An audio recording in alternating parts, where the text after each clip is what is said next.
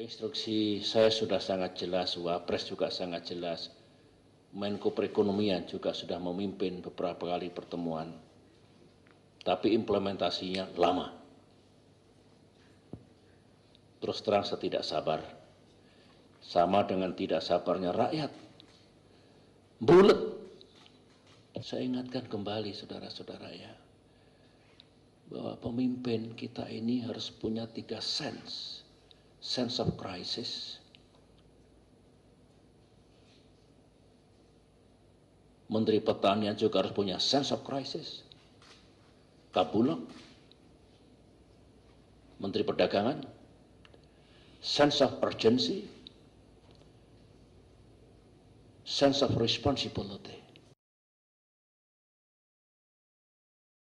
Ya pemirsa, ini tadi ya Menteri kena marah ini dari SBY yang kecewa ya karena tidak bisa mengontrol harga daging terutama dan bahan pokok lainnya. Kita akan bahas dalam jengkol, cabai rawit semua yang apalagi di bulan Ramadan. Dan pemirsa, pada akhir pekan ini seperti biasa kita akan menyoroti peristiwa-peristiwa penting yang terjadi selama sepekan ini. Salah satunya tadi itu yang Anda saksikan tadi, di samping isu-isu lainnya kita juga akan di samping sembako mahal tadi itu, kemudian ada keamanan arus mudik dan ormas yang sweeping tempat hiburan di bulan Ramadan.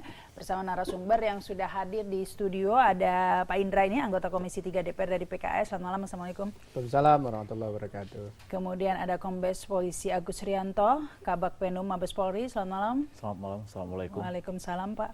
Dan Ibu Henry Saparini, pengamat ekonomi. Selamat malam, Assalamualaikum. Waalaikumsalam warahmatullahi. Iya, yang pertama, isu pertama ini soal sembako mahal. Mungkin Bu Henry dulu deh. Gini, akhirnya SBY gemes gitu ya, kenapa kok lama untuk mengatur harga ini. Meskipun komentarnya juga lama, akhirnya keluar juga. Ini bagaimana Bu Henry?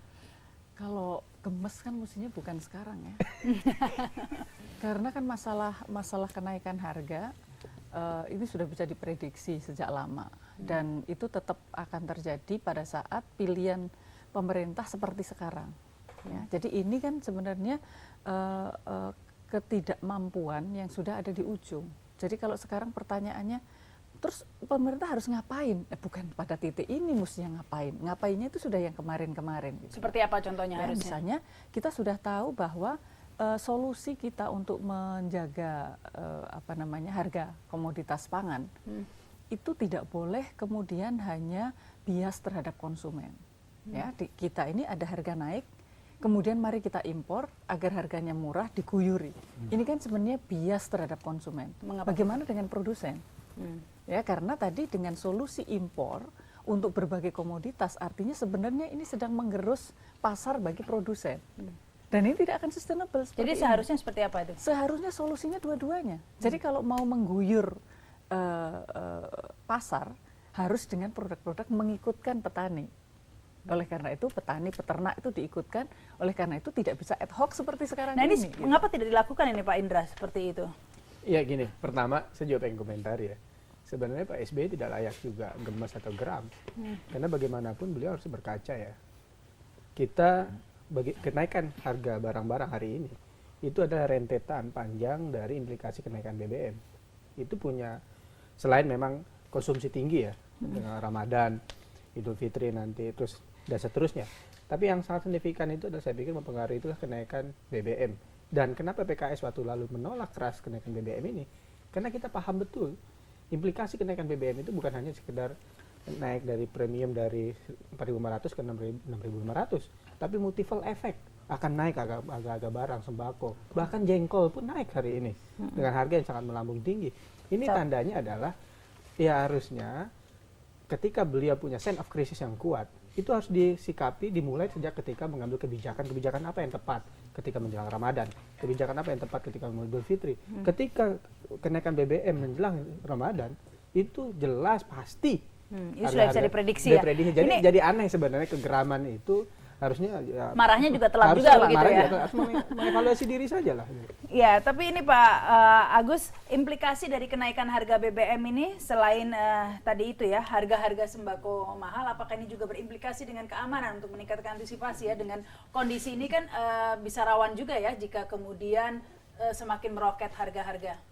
Iya Mbak, mungkin begini, tanpa naiknya harga pun kalau keinginan kita untuk melakukan kejahatan itu ada, tetap akan terjadi.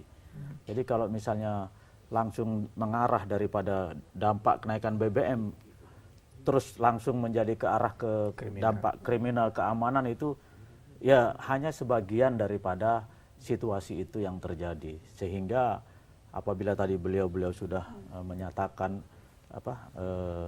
sikap berkaitan dengan situasi terutama di bidang perekonomian bagaimana naiknya, tentunya nanti beliau lah yang lebih layak untuk mengomentari. Sedangkan kalau kita pada prinsipnya memang pada awalnya menjelang kenaikan harga itu situasi memang situasi keamanan. Tapi kalau sembako naik sekarang tidak pengaruh ya Pak ya? Tidak sampai kemudian membuat begitu orang tertekan sampai kemudian mengganggu keamanan?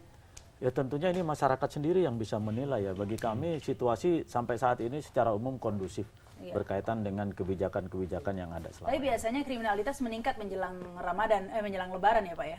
Ya itu pada biasanya, pada umumnya. Tentunya kembali lagi kepada masyarakat bagaimana kita menyikapi situasi yang ada agar minimal kita tidak menjadi korban. Tapi ini Bu Henry, sebenarnya sejauh mana nih kok sampai SBY marah? Memang sudah sebegitu parah menyentuh daya beli masyarakat ini kenaikan harga BBM ini? Kenaikan harga sembako. Ya, memang kalau kita bicara tentang kenaikan sembako, ini kita tidak bisa bicara tentang inflasi umum tadi ya. Karena kita tahu dampak pertama dari kenaikan BBM itu ada pada bahan makanan. Ya. Dan kalau tadi ditanyakan apakah sekarang sudah menekan daya beli masyarakat mana? Kalau masyarakat menengah ke atas tidak, tetapi menengah bawah iya. Karena kenaikan harga bahan makanan pokok ini inflasinya itu di atas rata-rata inflasi umum ya. Kalau kita melihat selama 5 tahun terakhir saja kemarin rata-rata sekitar 15% per tahun ya, dengan kenaikan pendapatan masyarakat yang tidak lebih dari 15% atau bahkan tidak ada kenaikan, pasti itu bisa diukur dari misalnya upah buruh real ya, atau misalnya upah petani atau nilai tukar petani yang itu juga drop dua-duanya kan. Itu menunjukkan bahwa sebenarnya kelompok mereka ini adalah kelompok yang kemudian daya belinya memang merosot. Saya pengen nyambungin dengan kerawanan. Jadi gini loh, dengan naiknya harga-harga barang, jasa dan komoditi ya, itu akan daya beli rendah. Akan ada implikasi jelas adalah daya beli buruh itu turun karena upah yang mereka perjuangkan itu dengan sendiri terdegradasi dengan jumlah harga-harga barang. Kedua, akan ada kemungkinan ini terkait dengan kerawanan bahwasanya nanti mungkin pasca Lebaran sekitar Agustus September itu akan ada perlahan-perlahan efisiensi jumlah karyawan. Kenapa? Biar produksi naik, akan muncul ada pengangguran-pengangguran baru. Nah ini saya pikir juga multiple effect dari kenaikan BBM dan memang kepolisian harus mengantisipasi untuk hal itu. Tapi yang jelas adalah lagi-lagi menurut saya sumber persoalan ini sangat signifikan adalah kebijakan pemerintah menaikkan BBM. Tapi itu rasanya sudah terlambat dibicarakan sekarang karena ternyata sudah naik dan sudah berlangsung. Perlu diantisipasi karena gini, seperti saya gambarkan adalah upah buruh yang 2,2 umpama itu mereka terdegradasi nilainya. Terus juga ketika mereka akan memperjuangkan kenaikan upah 2014 sulit. Kenapa? Biaya produksi meningkat. Yang ada adalah efisiensi karyawan. Iya, justru akan menjadi. Nah, ini akan menimbulkan persoalan baru lagi. Iya, kita akan membahas nih selanjutnya apa yang harus dilakukan dengan kondisi yang sudah seperti ini ya Bu ya. Kedepannya seperti apa sesaat lagi pemirsa.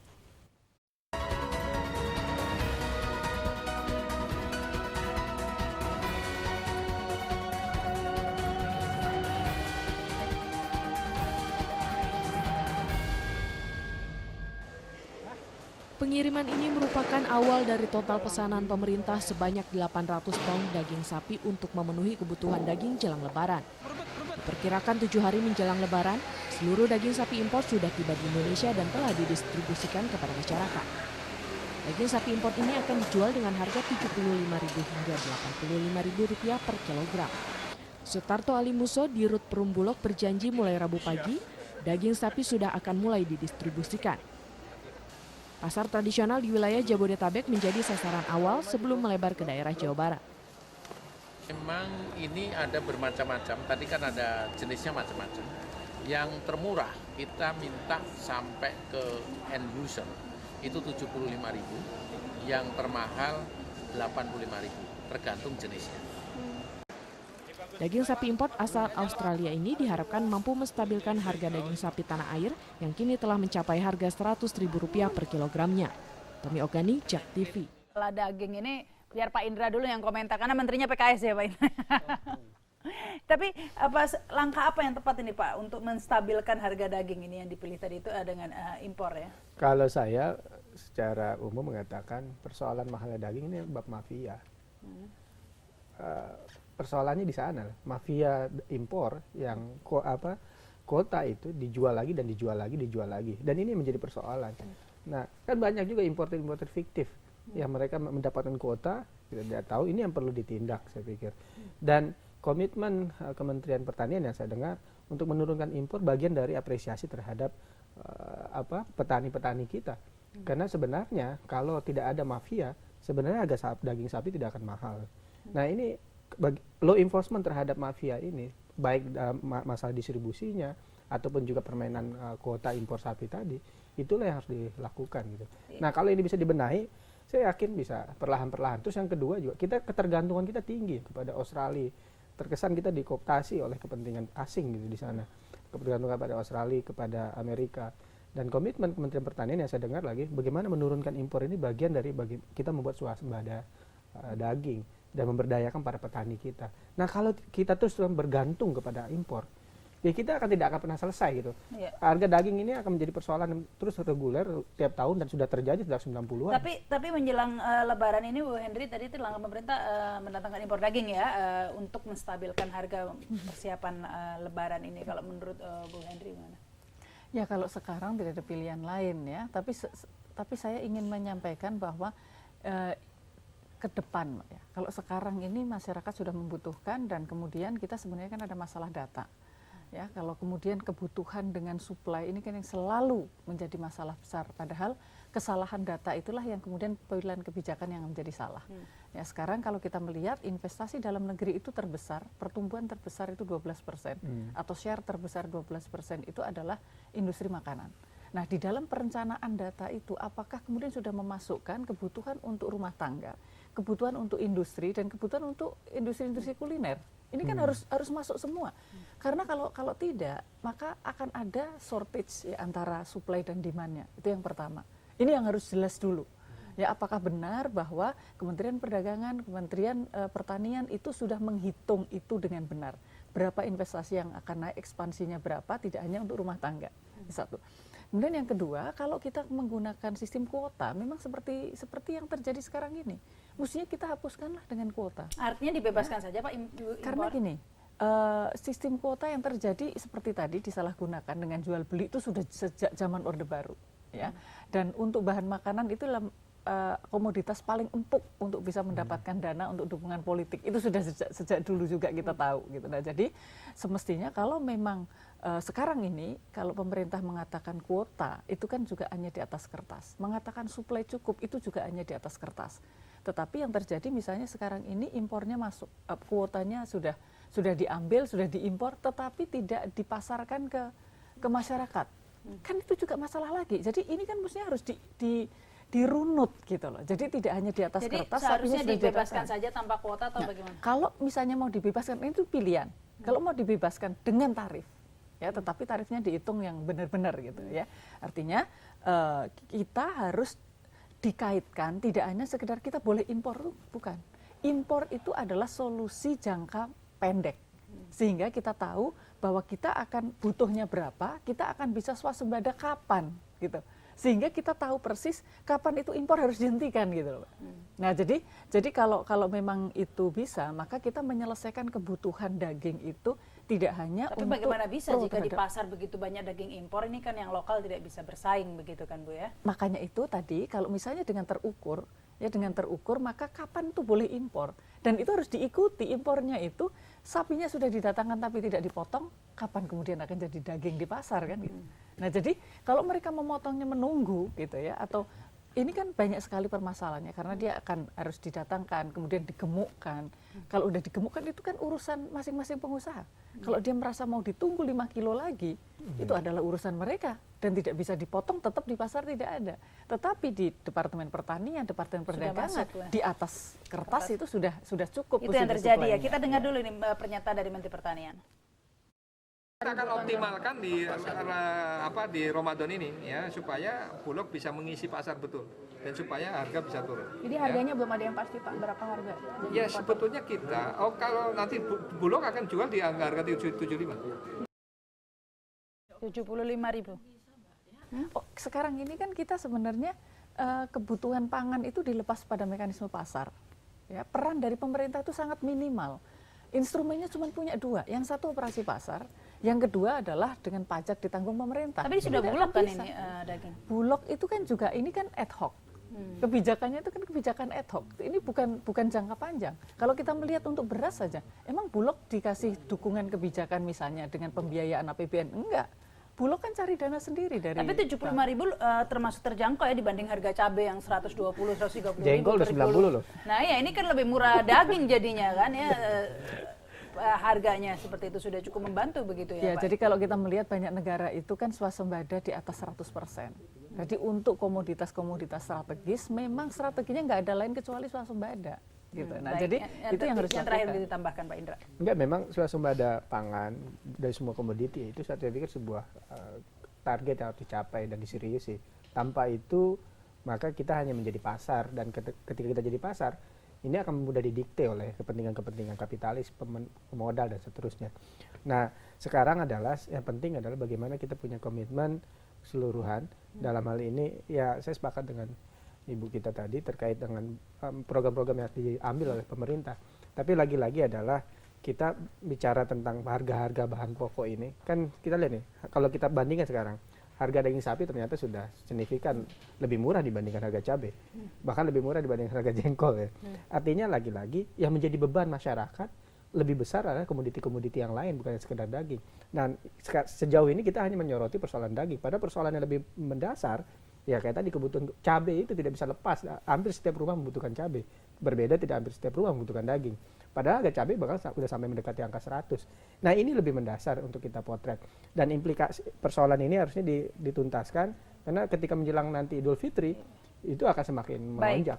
Baik, kita akan lanjutkan lagi nanti pemirsa, kita akan membahas tentang keamanan arus mudik ini ya menjelang Lebaran, dan juga ada ormas sweeping di tempat hiburan. Dan pemirsa setelah pesan-pesan berikut ini.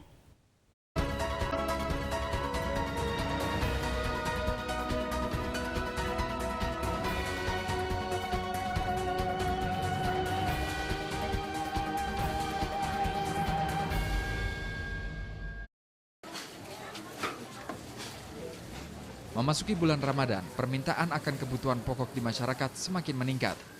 Tingginya permintaan akan kebutuhan pokok dan kosongnya stok pasokan inilah yang dijadikan para pedagang dan spekulan sebagai salah satu alasan untuk menaikkan harga. Kenaikan harga terjadi pada bumbu dapur seperti harga cabai rawit merah. Di Pasar Induk Rau Serang, Banten, harga cabai rawit merah kini tembus hingga harga Rp120.000 per kilogram.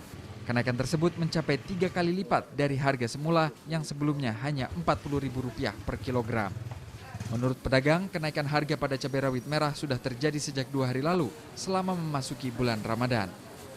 Pedagang berdalih kenaikan harga disebabkan akibat kebutuhan masyarakat selama bulan Ramadan semakin meningkat dan berimbas pada kurangnya stok pasokan cabai rawit merah. Para pedagang mengaku kesulitan untuk menjual cabai rawit merah kepada pembeli hingga mengalami kerugian karena cabai yang terus terancam busuk. Ya menaiknya mungkin dari sananya kosong, terus mungkin karena yang berjuang itu BBM lah. Lebaran lah. Ini sejak kapan naiknya cabai merah? Kemarin minggu lah, 1 mingguan. Kenaikan harga diakui para pedagang akan terus terjadi hingga jelang Lebaran. Para pedagang mengaku bila kenaikan harga terus dibiarkan, hal ini akan berdampak pada timbulnya indikasi kecurangan yang dilakukan oleh spekulan dan para pedagang di sejumlah pasar tradisional. Irwan Seuseu, Jak TV. Ya ini bagaimana ya bisa ya Bu ya, cabai bisa 120.000 ini. Bahkan ada di pasar-pasar yang menjual 130.000 per kilonya. Ya, kalau kita melihat pasti kan ini dari supply dan demand. Tapi lagi-lagi kalau kita melihat permintaan cabai itu juga memang pertumbuhannya sangat tinggi, tidak hanya untuk rumah tangga. Itu yang saya sangat khawatir dengan data yang salah. Ya, karena pertumbuhan tadi industri makanan itu luar biasa tinggi. Bukan karena spekulan itu, Bu? Tentu itu juga mereka tetap ada. Selama sistemnya seperti sekarang ini, tidak ada tangan pemerintah yang bisa ikut mengatur, semua diserahkan pada pasar, maka spekulan kan tetap ada.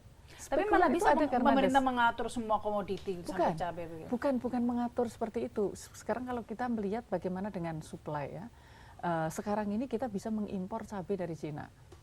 Ya, sementara kita sebenarnya kan bisa menanam cabai itu. Dan kalau dari Cina bisa tetap segar sampai ke Indonesia, apalagi kalau cuma dari pulau yang lain sampai ke Jawa. Nah, jadi pertanyaan kita, apakah sudah ada strategi dan kebijakan pemerintah untuk melihat seberapa sih sebenarnya kebutuhan cabai? Saya baru tahu cabai aja dari Cina ya, Bu ya? Iya, nah jadi kalau kita bisa impor dari Cina, bisa impor dari India, berarti semestinya kalau kita cuma antar pulau kan bisa.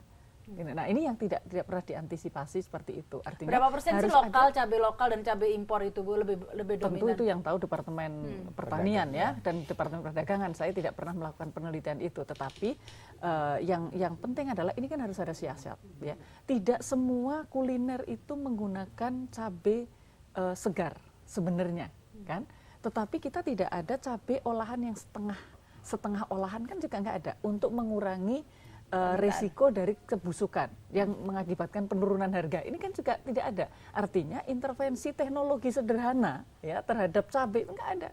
Untuk menjaga agar dia tetap segar, menjaga agar dia bisa diolah setengahnya. Untuk rendangan kita tidak perlu segar kan sebenarnya. Nah, ini kan kita nggak ada turunan gitu. Maksud kita sekarang mendatangkan pasta cabai dari luar. Ini luar biasa. Nah, jadi perencanaan itu tidak ada. Jadi memang urusan untuk menuju kepada swasembada pangan-pangan strategis itu menjadi sangat penting, Mbak. Dan itu bukan hanya pekerjaan Departemen Pertanian. Ya, karena ini butuh dukungan dari kementerian yang lain. Seperti ya, kalau misalnya kita bicara tentang teknologi, itu bukan urusannya Departemen Pertanian kan semestinya kan.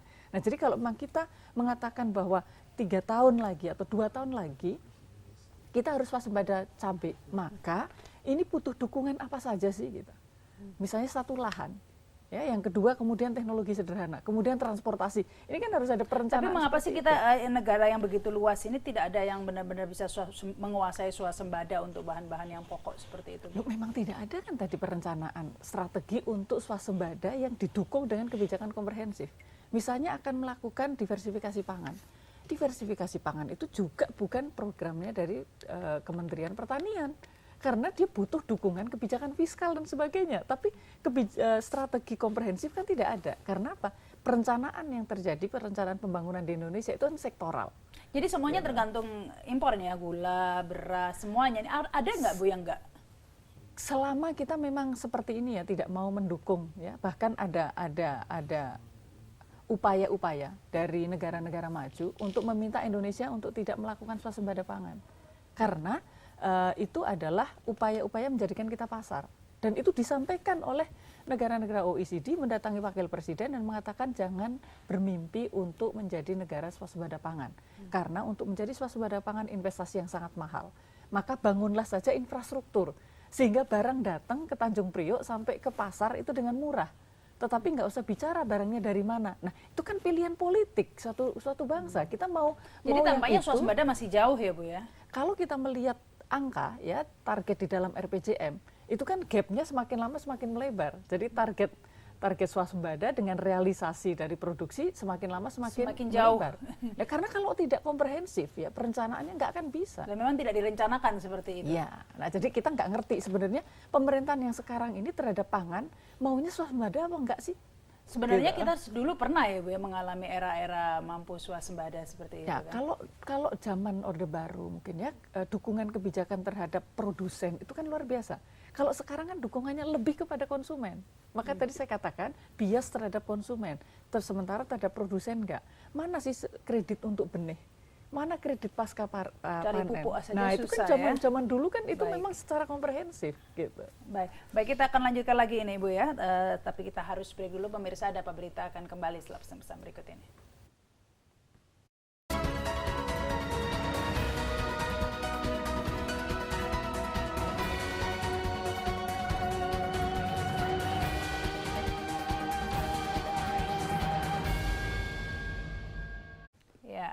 Anda kembali bersama kami dalam Ada Apa Berita. Nah, ini kita membahas tentang ormas sweeping tempat hiburan ya ini ya. Pak Agus, mungkin kalau di Jakarta tidak mungkin menurun ya ini Pak kasus sweeping, tapi di daerah-daerah masih yang terakhir terjadi di Kendal itu ya Pak ya, sampai terjadi penganiayaan dan kemudian memakan korban. Ya mungkin begini Pak, kalau dikatakan menurun, kita lihat selama 10 hari kita melaksanakan ibadah puasa, biasa kan kegiatan seperti itu kan pada saat bulan puasa. Di Jakarta tidak ada, kemarin hanya terjadi di wilayah Kendal, 1. Ya otomatis sebelumnya sudah tidak ada.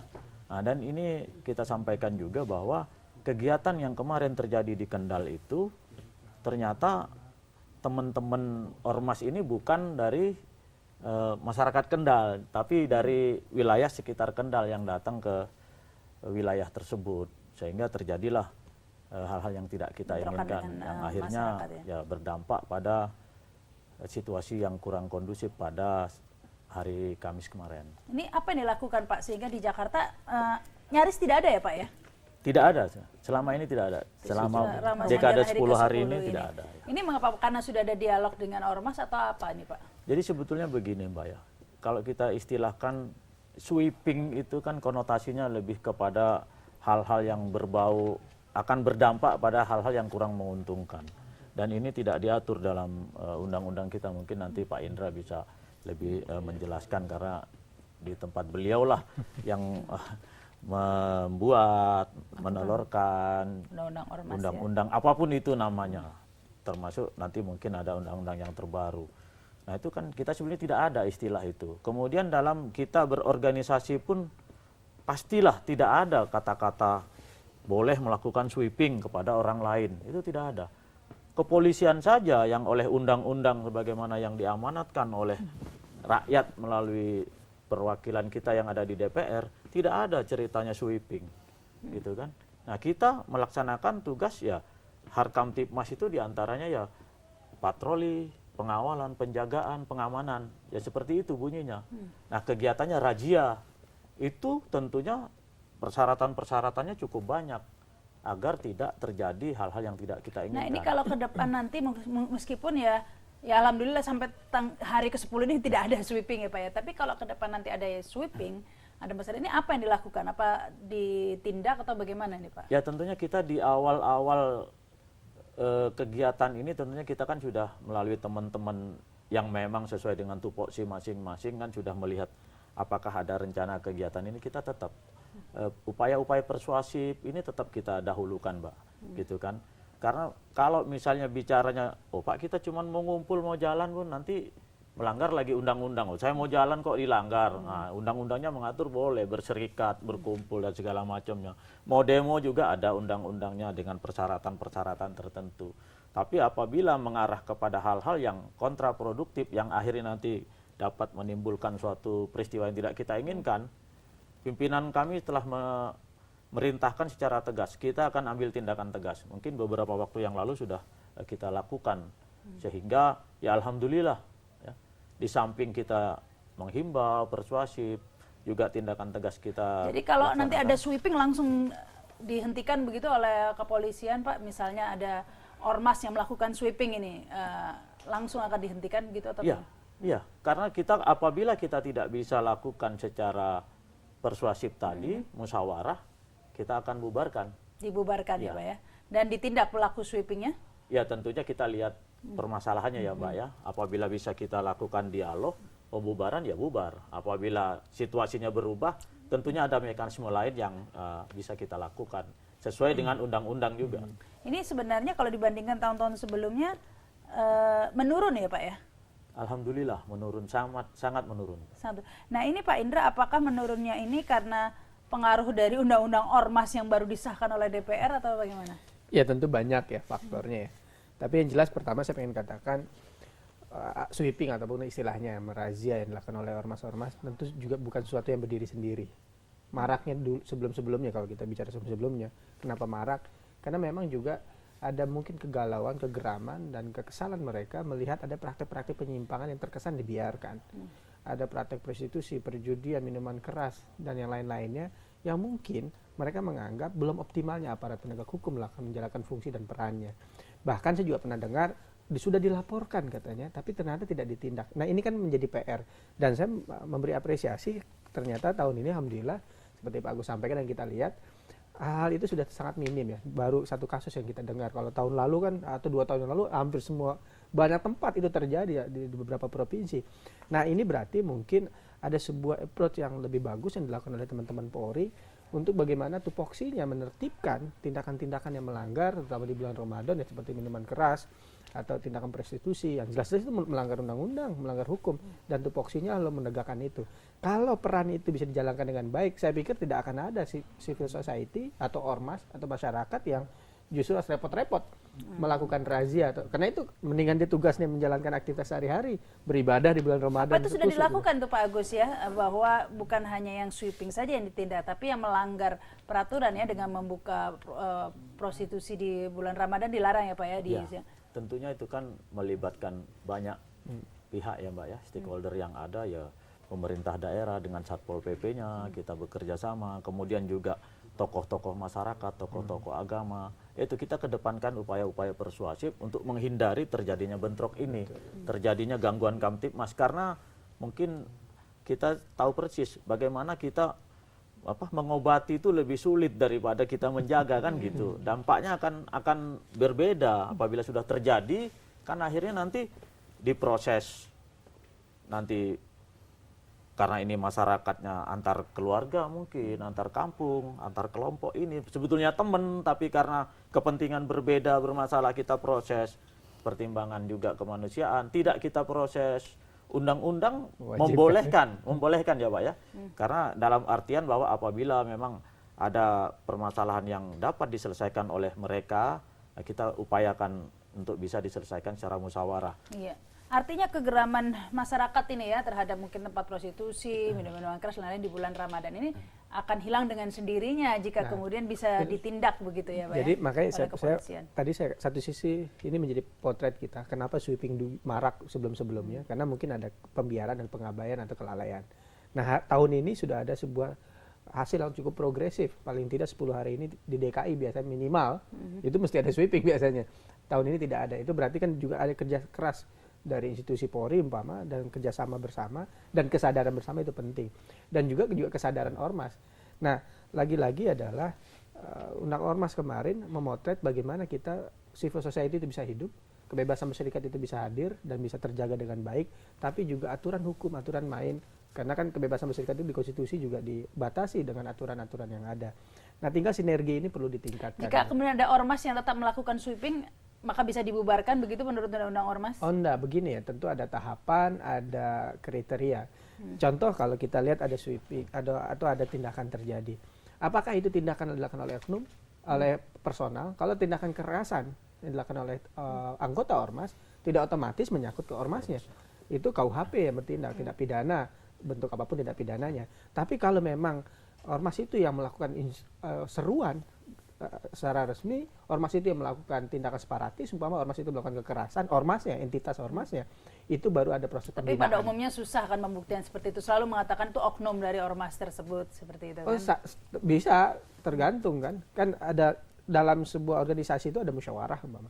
Ketika dia ada musyawarah itu atas nama ormas memang menyepakati sebuah tindakan destruktif umpama, itu bisa ormasnya ya dibubarkan. Tapi kalau saya yakin ormas itu tidak ada yang pengen melakukan tindakan destruktif, kecuali jelas tindakan separatis itu lain hal ya. Nah RMS umpama itu jelas. Nah tapi kalau ormas itu biasa mereka hadir untuk berkontribusi positif untuk masyarakat, untuk bangsa dan negara. Nah pembinaan ini yang penting yang dilakukan sehingga mereka paham apa yang dibolehkan, apa yang tidak.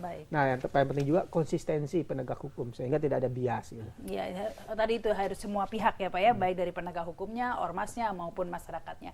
Baik, kita akan kembali lagi pemirsa setelah pesan-pesan berikut ini.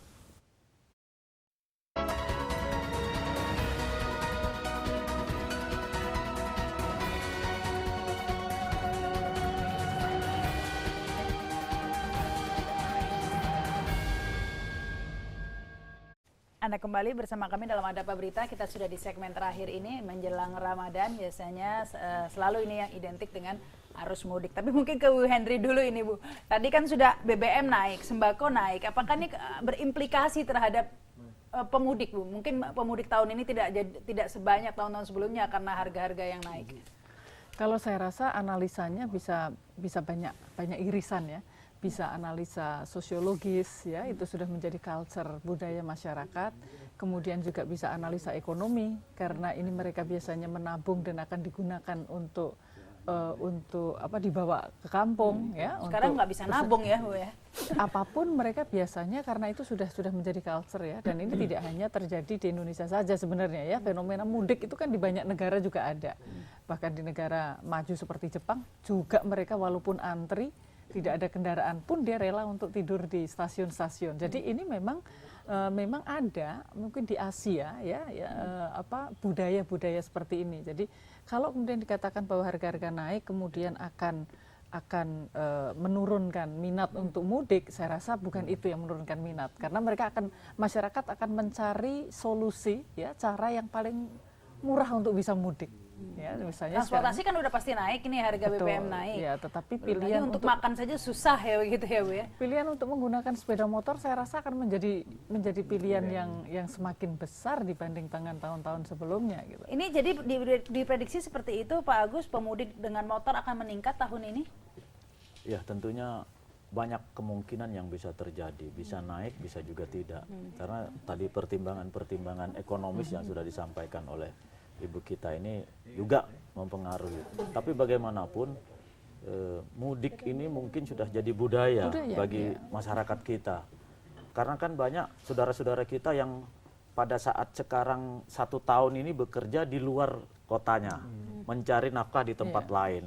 Kalau tadi Mbak Rahma bilang menabung aja susah, mungkin nggak juga, banyak pengaruhnya ke situ. Karena memang mereka saudara-saudara kita yang bekerja di Jakarta ini kan otomatis sudah menjadi tanggungan. Mbak Rahma punya mungkin yang membantu di rumah, pasti udah ikut Mbak Rahma kan, makannya segala macam, pasti uangnya utuh. Nah itu tadi yang disimpan untuk ini. Kemudian juga yang berjualan mungkin hanya omset yang berkurang, tapi mudik ini menjadi prioritas karena pilihan yang harus tidak boleh tidak, itu kemungkinan apapun yang terjadi mudik begitu ya. Tabungan pun tetap mudik.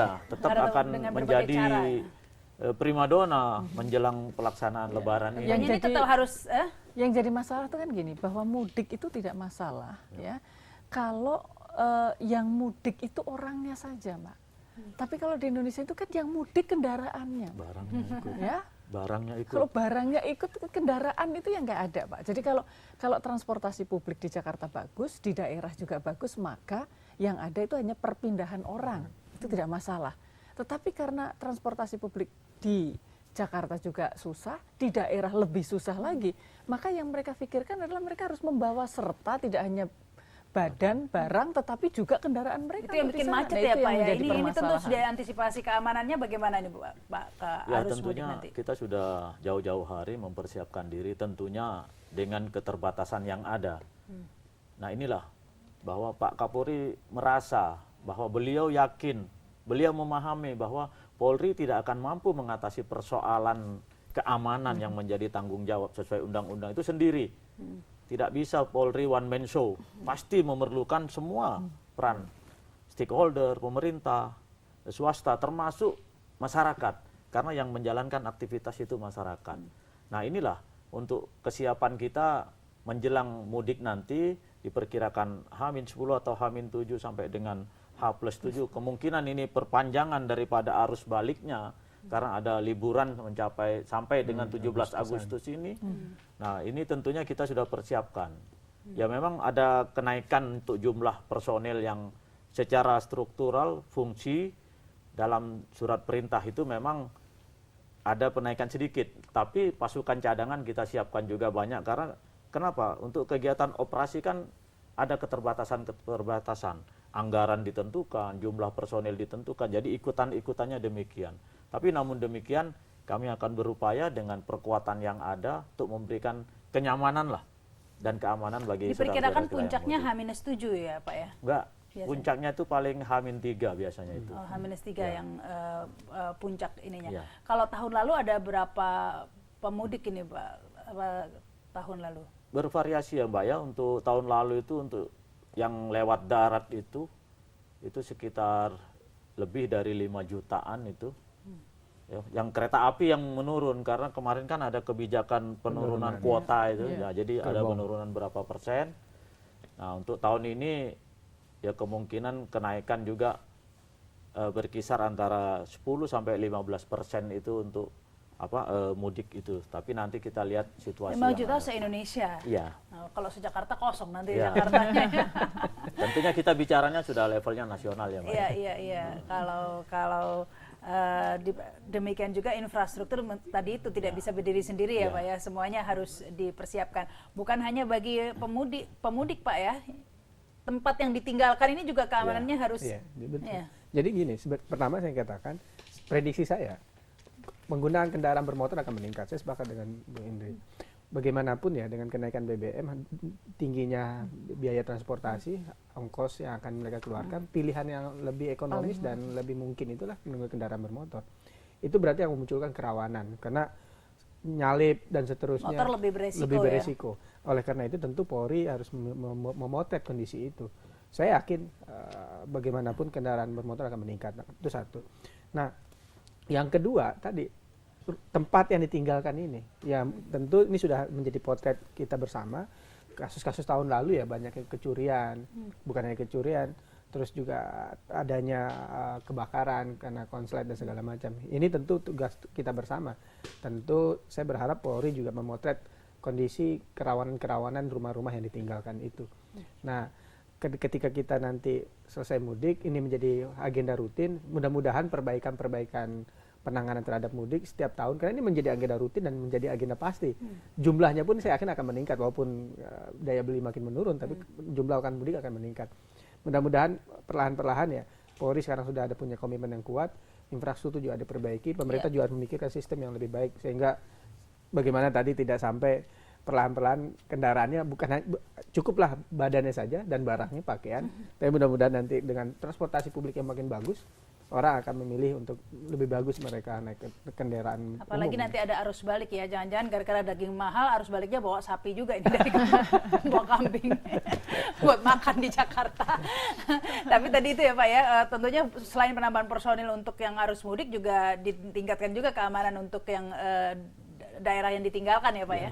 Tentunya itu sudah menjadi program dan agenda kita setiap tahun, karena ini sebagaimana Pak Indra sampaikan bahwa ini agenda tahunan dan sudah jelas kita mempersiapkan baik yang berangkat maupun yang ditinggalkan. Tapi namun demikian ya kembali lagi, karena tidak mungkin polisi menjangkau apalagi yang di komplek, mungkin kan ada satpamnya, titipkan ke satpam.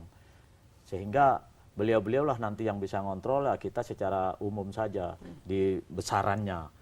Tapi yang penting dengan situasi kondisi kita masih kemarau ini, yang pasti apabila berangkat mudik jangan lupa lampu yang tidak dipakai dimatikan, aliran-aliran listrik, AC, kulkas dicopot, supaya tidak ditinggal mudik yang di sini panas, mengalami gangguan dan akhirnya begitu kembali mencari rumahnya udah nggak ada.